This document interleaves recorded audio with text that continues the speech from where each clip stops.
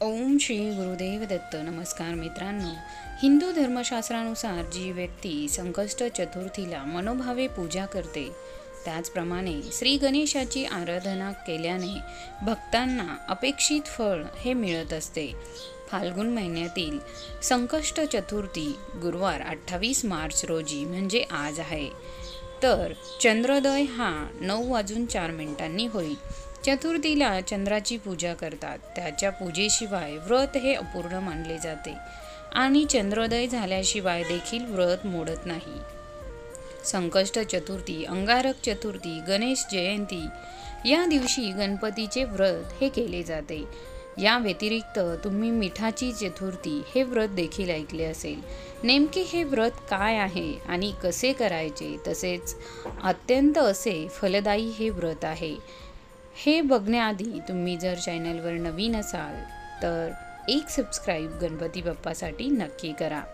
मिठाची चतुर्थी केल्यास गणपती बाप्पा आपल्या मनोकामना पूर्ण करतो, तसेच इच्छित फळ देखील देतो. या व्रताची सुरुवात कोणत्याही महिन्याच्या चतुर्थीपासून तुम्ही करू शकतात. अगदी आजच्या चतुर्थीपासून देखील हे व्रत तुम्ही करू शकतात. अंगारकी चतुर्थीपासून देखील हे व्रत सुरू करता येते. 21 चतुर्थी हे व्रत केले जाते. हे व्रत अगदी सोपे असून कोणालाही करता येईल असे आहे. हे व्रत सुरू करताना संकल्प करणे अत्यंत आवश्यक आहे. मात्र संकल्प हा फक्त पहिल्या चतुर्थीला करायचा आहे. चतुर्थीच्या दुसऱ्या दिवशी सकाळी लवकर उठावे. स्नान केल्यानंतर एका ताम्हणामध्ये गणपतीची मूर्ती घेऊन पाण्याने आणि पंचामृतने अभिषेक करायचा आहे. गणेश स्तोत्र म्हणत हा अभिषेक करायचा आहे. देवारात जिथे गणपती ठेवणार आहात तिथे अक्षदा ठेवायच्या आहेत आणि त्यानंतर जास्वंदीचे लाल फूल, त्यानंतर 21 दुर्वांची जुडी अर्पण करायची आहे. त्यानंतर देवासमोर साखर ही ठेवावी. चतुर्थीच्या दिवशी नेहमीप्रमाणे संपूर्ण दिवस उपवास करावा. या उपवासाला साबुदाणा खिचडी, भगर, वेपर्स असे कोणतेही पदार्थ खाऊ नयेत, कारण ही मिठाची चतुर्थी असल्याने दिवसभर आपल्याला मिठाचे सेवन अजिबात करायचे नाही. दिवसभर तुम्ही चहा, दूध, फळे खाऊ शकता. फक्त या दिवशी मिठाचे सेवन हे करायचे नाही, किंवा आपल्याला झेपत असेल तर फक्त दूध घेऊनही आपण हा उपवास करू शकतात. हे व्रत चंद्रोदयाला सोडायचे आहेत. चंद्रोदयापूर्वी कधीही हा उपवास सोडू नये. नेहमीप्रमाणे रात्री चंद्राची आरती करून चंद्राला नैवेद्य हा दाखवावा. मिठाची चतुर्थी व्रत करताना 21 मोदक बनवणे अत्यंत आवश्यक आहे.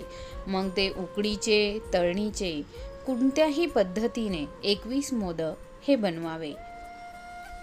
21 मोदकांपैकी 20 मोदकांमध्ये ओल्या नारळाचे किंवा गुळाचे सारण हे घालावे.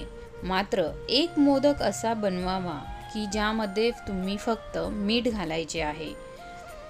उकड घेतल्यानंतर 20 नारळाचे आणि मिठाचा असे 21 मोदक एकत्र करून घ्यावे. कोणताही मोदक वेगळा ठेवायचा नाही किंवा त्याला वेगळा आकार देखील द्यायचा नाहीये.